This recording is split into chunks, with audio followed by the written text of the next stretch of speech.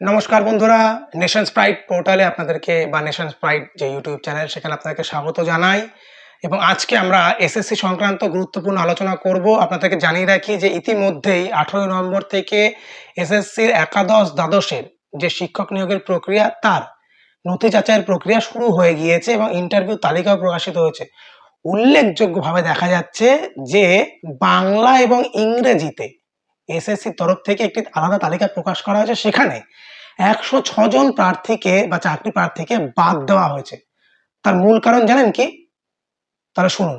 ওই যে 106 জন যারা প্রার্থী, যার মধ্যে বাংলার 33 জন এবং ইংরেজির 73 জন রয়েছে, এদের প্রত্যেকের বিরুদ্ধে অভিযোগ যে এরা যখন ফর্ম পূরণ করেছিল অনলাইনে সেই সময় অভিজ্ঞতার যে নথি এরা জমা দিয়েছিল বা জাতি শংসাপত্রের যে কাগজপত্র বা নথি জমা দিয়েছিল, পরবর্তীতে যখন নথি যাচাই প্রক্রিয়া শুরু হয় সেই সময় এদেরকে ডাকা হলে এরা কেউই সে অভিজ্ঞতা সংক্রান্ত যে তথ্য একই সঙ্গে এদের মধ্যে অনেকেই যারা জাতি শংসাপত্র দাখিল করেছিলেন তারা অরিজিনাল কপি দেখাতেই পারেনি এসএসসিকে।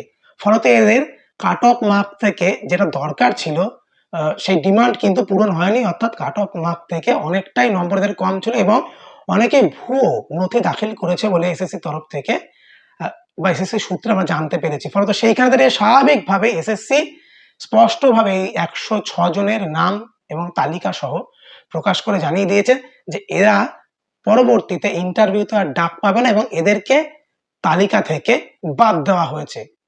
তাই যারা যারা এই মুহূর্তে এই নথি যাচাই প্রক্রিয়া যাচ্ছেন, অবশ্যই আপনার অথেন্টিক কাগজপত্র নিয়ে যান, এসএসসিতে দাখিল করুন।